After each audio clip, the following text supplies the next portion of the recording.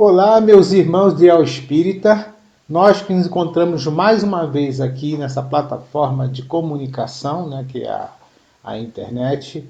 Nós que trazemos para vocês hoje um tema muito relevante, muito importante, muito atual, né, que Allan Kardec colocou no Evangelho segundo o Espiritismo, que é a respeito do divórcio, do capítulo 22, não separeis que Deus uniu. E o itemzinho número 5, que é o nosso tema, é sobre o divórcio. Espero que vocês aí, meus irmãos queridos, estejam bem. Quem não estiver bem, gente, vamos positivar. Todos nós passamos por profundas dificuldades na vida. Vai e volta, umas são mais longas, outras são mais curtas. Vai trocando de figurinha, né? Ou seja, vai trocando de problemas, mas é a vida do espírito aqui no mundo de provas e expiações. É um fator do nosso desenvolvimento, do nosso crescimento espiritual, todas essas dificuldades. Então, é mais um convite que Jesus, que o mundo espiritual superior e Deus, no seu Altíssimo, convoca a todos nós a refletirmos sobre o nosso comportamento, sobre as nossas opções, sobre as nossas preferências aqui neste mundo. Então vamos abraçar a nossa amada doutrina espírita, estudar o que ela diz, e diante desse enorme conhecimento, dessas enormes informações trazidas do mundo espiritual, principalmente na bênção de Jesus Cristo, compreender o que Deus espera de todos nós.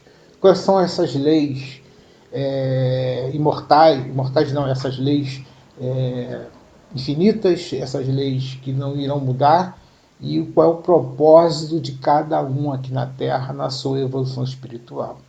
E um desses temas está colocado no Espiritismo, no Evangelho, como eu falei para vocês, no capítulo 22, que é a questão do divórcio, muito comum nos nossos dias, e chego até a concordar com a Joana de Anjos, a benfeitora, que no nosso país vivemos até uma espécie de pandemia de divórcios. Mas vamos tentar compreender o que Allan Kardec trouxe na sua codificação, nas suas análises, das respostas dadas pelos espíritos, pela orientação dada pelo mundo espiritual, para que a gente não peques mais, né, como diz o próprio Jesus. Ok? Vamos seguir aquele protocolo que vocês sabem, vai ter a leitura da página, faremos a prece e daremos a continuidade do estudo. Ok, meus irmãos? Até mais. Livro Caminho, Verdade e Vida, de Chico Xavier pelo Espírito Emmanuel, capítulo 33. Recapitulações. Porque amavam mais a glória dos homens do que a glória de Deus. João, capítulo 12, versículo 43. Os séculos parecem reviver com seus resplendores e decadências. Fornece ao mundo a impressão de um campo onde as cenas se repetem constantemente. Tudo instável. A força e o direito caminham com alternativas de domínio. Multidões esclarecidas regressam a novas alucinações. O espírito humano, a seu turno, considerado insuladamente, demonstra recapitular as mais experiências após alcançar o bom conhecimento. Como esclarecer a anomalia? A situação é estranhável, porque, no fundo, todo homem tem sede de paz e fome de estabilidade. Importa reconhecer, porém, que no curso dos milênios, as criaturas humanas em múltiplas existências têm amado mais a glória terrena que a glória de Deus. Inúmeros homens se presumem redimidos com a meditação criteriosa do crepúsculo. Mas e o dia que já se foi? Na justiça misericordiosa de suas decisões, Jesus concede ao trabalhador hesitante uma oportunidade nova. O dia volta. Refunde-se a existência. Todavia, que aproveita ao operário valer-se tão somente dos homens eternos no crepúsculo cheio de sombras. Alguém lhe perguntará: que fizeste da manhã clara, do sol ardente, dos instrumentos que te dei? Apenas a essa altura reconhece a necessidade de gloriar-se no Todo-Poderoso. E homens e povos continuarão desfazendo a obra falsa para recomeçar o esforço outra vez. Vamos fechar nossos olhos, vamos pensar em Jesus, na imagem como cada um gosta de ter, de reter, de pensar sobre ele e dizer: querido Jesus, nós que encontramos mais uma vez aqui na nossa tarefa de divulgação da doutrina espírita, pedimos ao Senhor e aos seus mensageiros a bênção dessa casa que nos recebe, para que possamos ser o melhor tradutor das suas mensagens, o melhor divulgador no sentido da precisão, no sentido de fazer o máximo de pessoas encarnadas e desencarnadas a compreender os seus ensinamentos. Repele de nós, Senhor, qualquer sentimento de vaidade. Sejamos aqui apenas o portador da mensagem espírita, no elevado compromisso, Senhor, de amor e de caridade. Abençoe a nossa instituição que nos recebe, abençoe o mundo espiritual que dedica-se o seu tempo, o seu carinho, o seu amor a nós. Abençoe, Senhor, a nossa amada doutrina espírita, nas suas diversas e múltiplas vozes espalhadas pelo Brasil e pelo mundo afora, que elas possam fazer cumprir o destino que está marcado para essa amada doutrina. E hoje, Senhor, que sua força possa consolar aos irmãos que estão do outro lado nos assistindo, que passam por dificuldade, que passam por sofrimento, que passam por incerteza, que passam por essa crise generalizada, que nós compreendemos à luz do Espiritismo que é necessário a todos nós. É necessário a nossa evolução, é necessário a nossa compreensão de nós mesmos e ao entendimento dos propósitos divinos, Senhor. Façai, Senhor, que nós possamos entender um pouco mais e fazer de hoje um dia melhor do que foi o de ontem, e que o amanhã possa ser ainda muito melhor espiritualmente do que está sendo hoje. Obrigado, Senhor. Fique conosco, hoje e sempre. Que assim seja.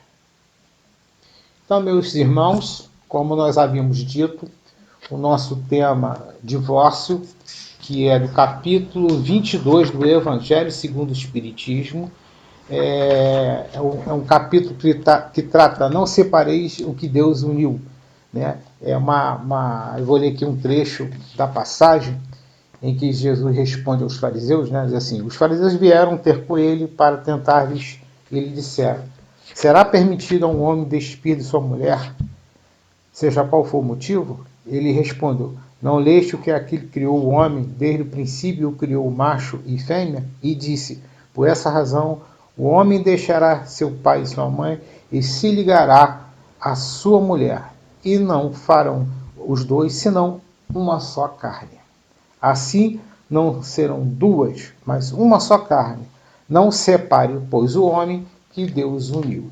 Aí, meus irmãos, entra a questão. Vamos dizer assim, esse tema, ele é, ao mesmo tempo, analisando assim, simples, né, de uma forma simples, ele é de fácil compreensão, mas é um tema de difícil aceitação, né? Difícil. Por quê? Porque envolve muitas outras questões que está ligado àquilo que está muito falado no Espiritismo, principalmente através da Joana de Ângeles, a benfeitora Joana de Ângeles, que é os nossos atavios espirituais, os nossos atavios religiosos, ou seja, aquelas ideias condicionadas, aquelas ideias fixadas que nós cultivamos do passado, como tivemos em outro momento, em outra religião, e está muito impregnado sobre todos nós. Né? E a gente nasce, e vocês sabem que o espírito renasce, ele não é zerado, ele não é resetado. Ele vem com muitas daquelas informações sobre forma de tendências e aptidões. Alguns até conseguem, alguns encarnados conseguem até certas faces de lembranças, etc. Mas, de uma forma geral, todos nós viemos com uma tendência, né? Uma tendência, uma preferência, etc. Isso é fruto dessa construção desse nosso passado. E como nós bem sabemos, o nosso passado aqui na Terra não é muito bom, né? É só ver a história. Analisando a nossa história da humanidade, infelizmente é uma história mais de sofrimento, mais de dor, mais de guerra, de egoísmo, de confronto, de problemas, do que da beleza que eu falo da natureza humana, tá? Eu não estou falando do aspecto físico do nosso planeta, que é muito lindo, mas estou falando da nossa presença humana aqui na Terra. Nós sabemos que ela é mais infeliz do que feliz, que caracterizam o mundo de provas e expiações, né? Afinal de contas, os espíritos dizem que o mundo de provas e expiações é onde há uma predominância do lado animal, do ser humano, né, das coisas mais inferiores, do que o lado nominal, do lado mais elevado do ser humano, do lado da inteligência do ser humano. Só agora nós poderemos dizer, nesses 2 últimos séculos, é que a coisa vem mudando em grande profundidade no comportamento humano. Mas ainda estamos muito distantes, coletivamente, da grande proposta de amor, de fraternidade, de entendimento, de bem-estar espiritual, da qual Jesus tanto falou e tanto ele sinalizou na promessa do reino dele. Nós estamos a caminho do reino dele, que não é um reino físico, e sim um reino espiritual, um reino interior. Cada um no seu processo, cada um na sua responsabilidade de chegar. Ok? Então, pensando sobre isso, nós trazemos para esse mundo aquelas concepções antigas de que quando o sujeito casou, ele não poderia jamais, em hipótese alguma, separar, porque era um dogma da Igreja Católica.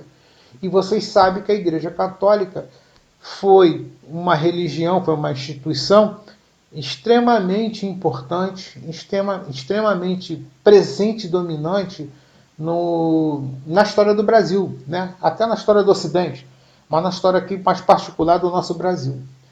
E ela impregnou sobre toda a nossa cultura essa parte tradicional ou tradicionalista de que aquilo lá que foi feito dentro da igreja, prometido diante do padre, não poderia mais se desfazer. Por quê? E se entendia que a igreja, o padre, ele falava em nome de Deus, um decreto divino, que nós entendemos pelo Espiritismo que não é.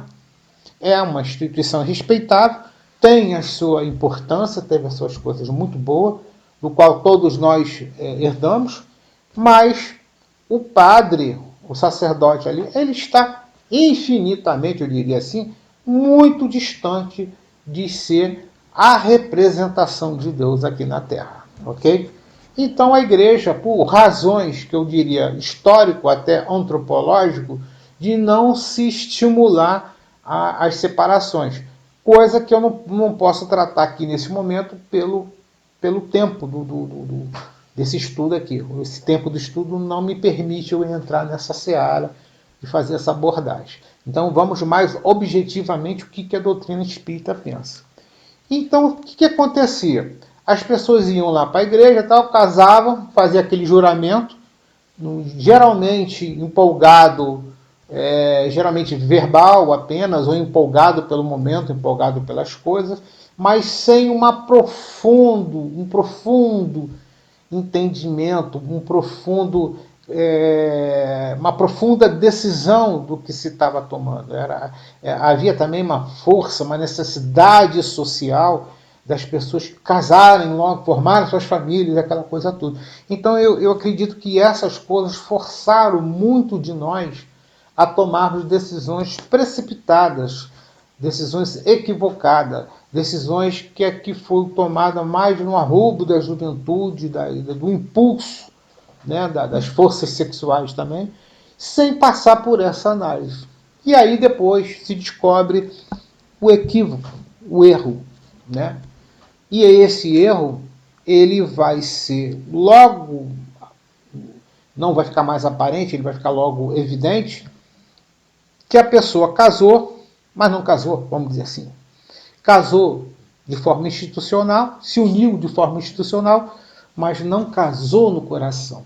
Essa parte que Jesus fala, o que Deus uniu, o homem não separa, na análise dos espíritos, na análise do espiritismo, é a quem atinge ou quem está marcado por aquele amor profundo de almas, aquele amor muito forte. Esses casais, essas uniões formadas por esse amor, elas jamais irão se separar. Só se for por força de contingência externa, vamos dizer assim, alguém que esteja obrigando a separação. Mas por eles vão estar unidos, ligados para sempre. E nós, aqui na Terra, sabemos que esse tipo de união ela não é muito comum. Acredito que exista hoje muitas delas, né? Eu poderia até ter identificado identifico algumas uniões desse caráter, mas a maioria de nós ainda não atingimos essa maturidade espiritual desse amor profundo, dessa união divina que está colocando. Aí, aqui nesse momento, eu vou pegar a parte que Kardec coloca no item 5 do capítulo 22, sobre o divórcio. Aí ele diz assim: o divórcio é a lei humana que tem por fim separar legalmente o que já está de fato separado. Então é isso, é uma solução humana para um problema humano também gerado. Ou seja, obrigar duas pessoas que não querem mais conviver junto, que não têm mais condições de viver junto, a se separar. E diz aí, não é contrário à lei de Deus, pois apenas reforma que os homens fizeram, e só aplicável nos casos que não se levou em conta a lei divina. Ou seja, o que Kardec está colocando aqui? Que o divórcio foi aplicado quando nós não atingimos justamente essa lei divina, essa união de amor profundo do coração entre os dois. Porque quando os dois estão unidos de uma forma de amor tão profundo no coração, jamais tem problemas que cheguem a fato de ter que se separar, né? Há problemas de que tem que se separar. Os problemas que eles vão ter naturalmente, são amplamente contornados pelo estado de entendimento de amor que eles convivem, que eles estão ali. Então aqui essa lei se aplica talvez a maioria de nós, né? Que nós nos unimos, mas não estamos nesse estado em que os espíritos falam aqui. Então ele fala, se fosse contrário a essa lei, a própria igreja seria forçada a considerar como prevaricadores aqueles que os seus chefes, que por autoridade própria e em nome da religião, impusessem o divórcio em mais de uma circunstância. Em dupla seria a prevaricação, porque, nesses casos, o divórcio teve como objetivo unicamente interesses temporais e não de satisfazer a lei de amor. Tá? Então, pensando sobre essa questão, eu vou trazer aqui para vocês um comentário do livro Após a Tempestade, da psicografia de Valdo Pereira Franco, capítulo 13, que fala sobre desquite e divórcio. Que é interessante que ela coloca desquite, mas tem que lembrar que esse livro ele foi escrito em 1974. Em 1974, naquela época, ainda a nossa sociedade era extremamente, muito mais do que hoje, conservadora, tradicionalista, etc. Só era permitido o desquite. A igreja só aceitava o desquite E o divórcio era uma coisa que já estava na pauta da discussão da sociedade brasileira, que chegaria à lei do divórcio, se eu não estiver enganado, em 1977 por ali. Então, é por isso que aparece esses dois títulos aqui. Só para aqueles que não sabem, desquite é uma separação de corpos. Significa, diante da concepção da igreja, que o casamento acaba, há uma separação de corpo, mas eles jamais os dois poderão ter uma outra vida conjugal. Nem namoradinho, nada disso, tá? Mas vamos para o aspecto hoje que... Hoje não existe mais desquite, né? Vamos lá. Hoje é divórcio direto nas nossas leis. O que a Joana de Anjos ela aborda sobre essa questão? Na sua generalidade, o matrimônio é laboratório de reajustamentos emocionais e oficina de reparação moral, através dos quais espíritos comprometidos se unem para elevados cometimentos do ministério familiar.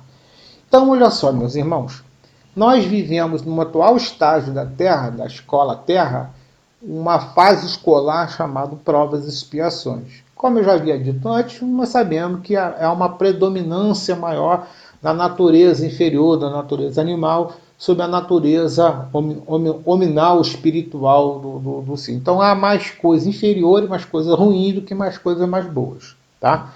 Mas é uma fase, é um estágio que hoje está se entendendo que nós estamos vivendo os últimos tempos, estamos vivendo uma transição para um outro período, que é o chamado período de regeneração. Mas, nessa escola, nesse período que nós destacamos, a Joana de Anjos, como até o Espírito Emmanuel em outras obras, ele também destaca essa questão que família, matrimônio, são escolas de reparação. Aí a gente fala assim, pô, escola de reparação, é escola de reparação. Todos nós somos espíritos endividados, comprometidos uns com os outros, de longos períodos atrás em que cometemos erros enormes uns contra os outros, de diversas maneiras, de diversas fases. Basta ver a história, né? Quem lê um pouco da história vê que a história da gente é uma história de sofrimento, de dramas, e é só pegar na literatura espírita a quantidade de reveses, de vai e volta, de acertos e erros e acertos que nós cometemos no longo desse período. E aí a espiritualidade superior, através das leis de Deus, ela coloca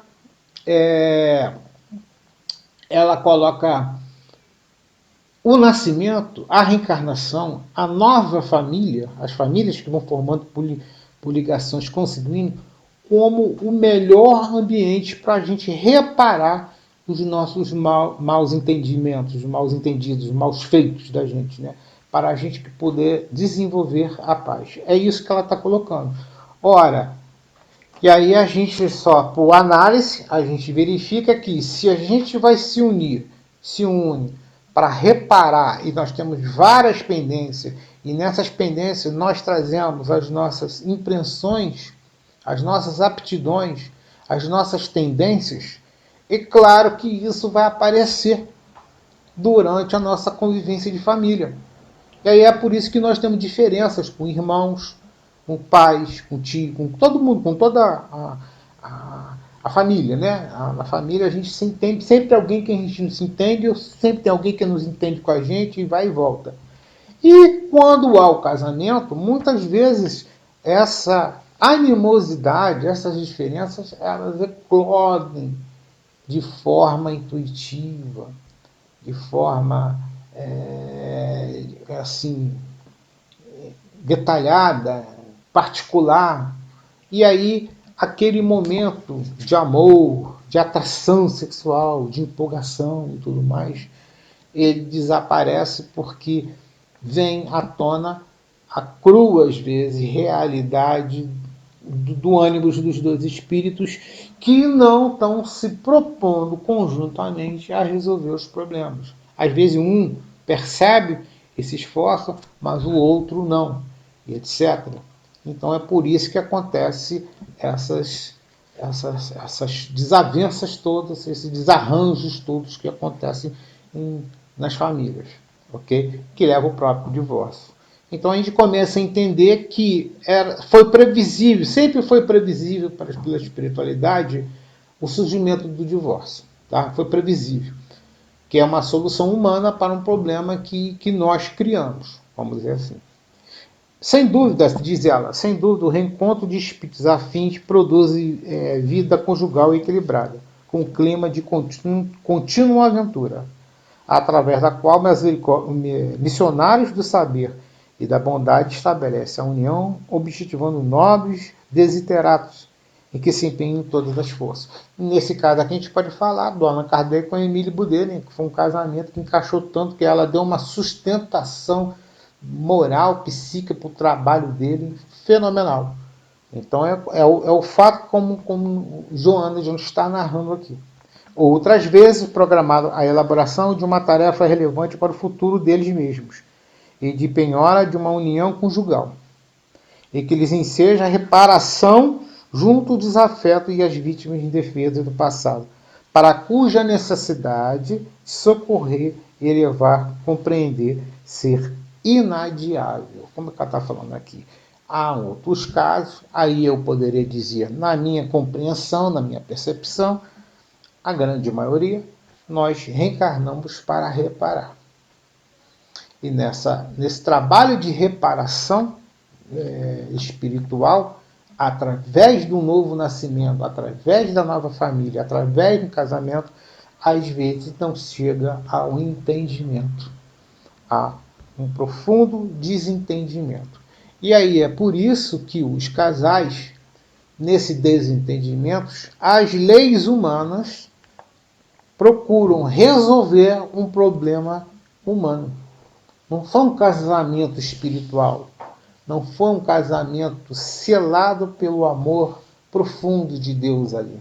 Foi um casamento reunido para se chegar num futuro a essa condição. Mas para isso tem que recolher as pedras do caminho. Para isso tem que tirar os espinhos um dos outros. Para isso precisa curar as feridas de ambas as partes.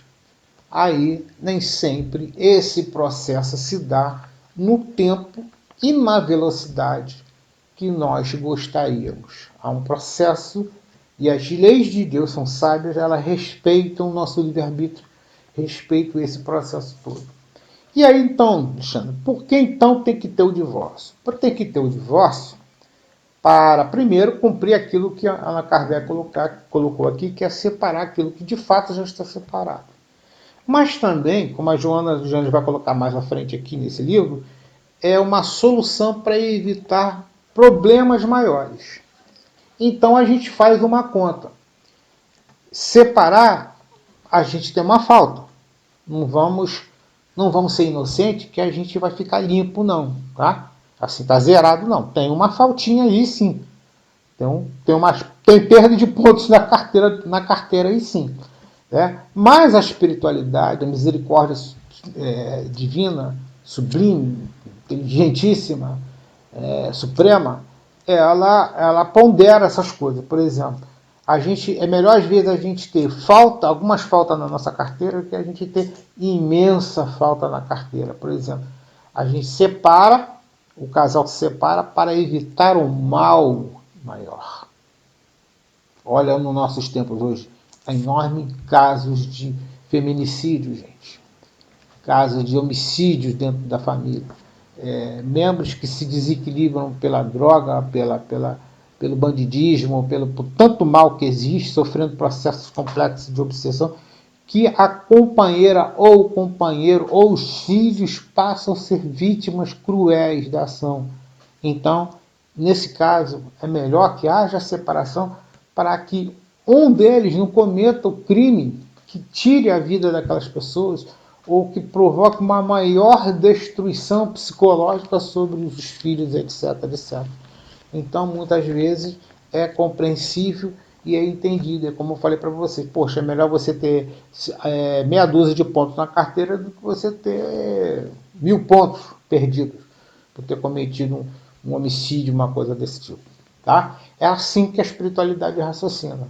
Claro que a Joana de Ângeles também ela coloca uma questão, não nesse livro, em outro livro, que às vezes o casal chega um momento de maturidade, casal assim, que recém casou, chegam, a ficha cai, sabe como é que é? A ficha cai e eles percebem o equívoco, ainda estão em juventude, não geraram filhos, e aí eles se entendem, entre eles se entende que é melhor separar cada um seguir um caminho, e que eu mesmo conheço vários desse tipo, que houve um casamento precipitados, se desfizeram, cada um seguiu o caminho, e os caminhos que eles seguiram, eles encontraram companheiros e companheiras melhores, mais adequados à sua condição psíquica, biológica, mental, afetiva, enfim, e vieram filhos, estão muito melhor, estão mais felizes, e eles hoje dizem mesmo, poxa, foi um erro mesmo que eu cometi, e eles têm uma relação ótima, mesmo não tendo filhos, e eles não têm raiva um do outro, não tem cobrança, não tem mal entre um e o outro. Então, às vezes, o divórcio chega também para fazer esse tipo de correção. Agora, Joana de Anjos também nos alerta para que a gente não entre nessa febre, nessa loucura de se separar por qualquer coisa, por qualquer motivo. Né? Qualquer coisinha, vaidade, disputa, egoísmo, ou então porque o companheiro ou a companheira perdeu o seu encanto físico, etc. Aí muda, troca de companheiro e companheira como se troca de roupa. Não, aí não podemos entrar nessa, não podemos fazer disso, não podemos fazer das pessoas como fosse objeto de consumo, né? Como fosse um produto de consumo, fosse uma coisa que se descarta a hora que não interessa mais. Não podemos fazer isso, a gente tem que refletir profundamente. Por isso tem que voltar à questão lá anterior que eu abordei, que essa tomada de decisão tem que ser uma tomada do casamento, da união, seja qual for a união estável ou não, tem que ser uma coisa muito bem pensada pelo casal, muito bem decidida pelo casal. E principalmente quando tem os filhos no meio, né? Quando tem os filhos, os frutos desse casamento, tem filhos, temos que pensar mais ainda nisso. E se por acaso tiver que chegar essa questão da separação, essa decisão, que volta a dizer, é uma questão muito pessoal, é uma decisão que só cabe às pessoas, a pessoa ali envolvida, ela no seu íntimo, ela tem que avaliar tudo, mas se ela tomar essa decisão, seja por motivo que ela possa ter levantado, os filhos não podem ser alvo da separação, no sentido de viver ambiente de guerra, de conflito, etc. Tem que se fazer um esforço possível de ambas as partes para manter os filhos ligados aos dois, né? As duas imagens, as duas pessoas que foram importantes dali, para que a nossa responsabilidade espiritual não fique agravada, gente, para que a gente não crie problemas desnecessários na nossa rota de evolução. Afinal de contas, nós já precisamos superar esse estágio, ok? Então a gente tem que refletir sobre tudo isso, não usar o divórcio como um instrumento legal, obviamente, mas um instrumento de qualquer coisinha separar, qualquerzinha, não fazer isso, porque tem a responsabilidade, e só utilizá-lo quando realmente ficar dentro dessas condições que nós abordamos aqui, depois do momento de muita reflexão, né, de muita análise a respeito dessa questão. Mas temos que estar consciente que tudo que nós lesamos ao outro, né, vai um dia retornar na gente, seja nessa vida, seja numa vida futura. E a outra coisa que a Joana, já ia me esquecendo, que a Joana aborda nesse capítulo, é que é muito comum, infelizmente eu conheci muita gente assim, é quando um parceiro do casamento resolve ir embora, né, assim, por maturidade, essas coisas do mundo materialista, etc. Ganha dinheiro, aí quer trocar logo de esposa, não tem muito disso, então. E às vezes o outro lá não cria todas as dificuldades de separação, né? Todas possíveis, ao ponto de aterrorizar muito. Ela diz aqui, não, se um tomou a decisão de ir embora, libere-o também, libere-o por amor. porque tem que entender que ele precisa dessa experiência, ele precisa da execução do seu livre-arbítrio, porque seria muito ruim também para a gente forçar uma união com uma pessoa do qual essa não deseja ficar com a gente, não deseja conviver mais com a gente, não estar mais com a gente. É uma coisa muito difícil, às vezes a gente ama profundamente a outra pessoa, mas a outra pessoa não tem mais essa preferência por nós. É nesse momento que a gente precisa se agarrar à fé, se agarrar ao mundo espiritual, orar todos os dias, fazer o nosso trabalho de estudo, nos apoiar dentro de uma instituição, nos apoiar dentro de um trabalho de caridade, para a gente não dar uma pirada, né? Não dar uns problemas psíquicos, e a gente ter firmeza para a gente ter a resposta espiritual de nos apoiar nesse grande momento. Eu conheço muita gente espírita, muito boa, de muito bom trabalho, que infelizmente o seu companheiro ou a sua companheira resolveu ir embora, resolveu não seguir. E essas pessoas se abalaram um pouco no início, que é normal, mas se fortaleceram nos estudos, se fortaleceram na fé, se fortaleceram no trabalho dentro da sua casa, dentro da sua instituição, e hoje são pessoas, umas conseguiram se renovar, né, se refazer, né, foi para outro casamento, e outras não tanto, mas estão inteiras, estão fortes, e estão aguentando o tranco, até que chegue um dia, né, de retornar ao mundo espiritual, aonde nós teremos uma visão muito melhor, muito mais ampla de todos os acontecimentos, de tudo que se passa para a gente, se passou pela gente e tudo mais. Mas é que é importante, como diz a lição dos Espíritos e de Jesus Cristo, é importante, eu sei que é difícil para mim também, mas é uma meta que todos nós precisamos atingir. É o perdão. Temos que ter perdão, temos que aliviar o nosso coração dessas tensões, dessas emoções, para que a gente não sobrecarregue o nosso espírito, a nossa mente, os nossos sentimentos. E isso nos traga muito problema no mundo espiritual, na nossa conquista da nossa paz e da nossa readaptação no mundo espiritual. Para melhor a gente ficar mais solto, mais leve, ter um melhor entendimento, confiar em Deus, dos novos propósitos que Ele irá colocar em nossas mãos. Então, meus irmãos, essa foi a mensagem. O estudo foi brevemente colocado, acho que 30 minutos, coisa assim. Espero que eu tenha trazido essas reflexões. Peço a vocês que estudem, é o capítulo 22 do Evangelho segundo o Espiritismo, e tem também aqui no livro Após a Tempestade de Joana de Anjos, capítulo 13, e do livro também Jesus e o Evangelho, à luz da psicologia profunda, também de Joana de Anjos, no capítulo Matrimônio e Amor, né? Da página, deixa eu ver aqui, 183, também ela aborda essas noções de forma muito interessante, muito boa para todos nós, ok? Tem outros trabalhos também que poderão nos auxiliar profundamente. Não deixem de fazer esse estudo, não deixem de fazer essa reflexão. Se é que já se divorciou, né, se separou, ou se é que está em vias disso, faça um estudo primeiro profundo nisso, avalie bastante, peça a inspiração de Deus para essa importante tomada de decisão na vida.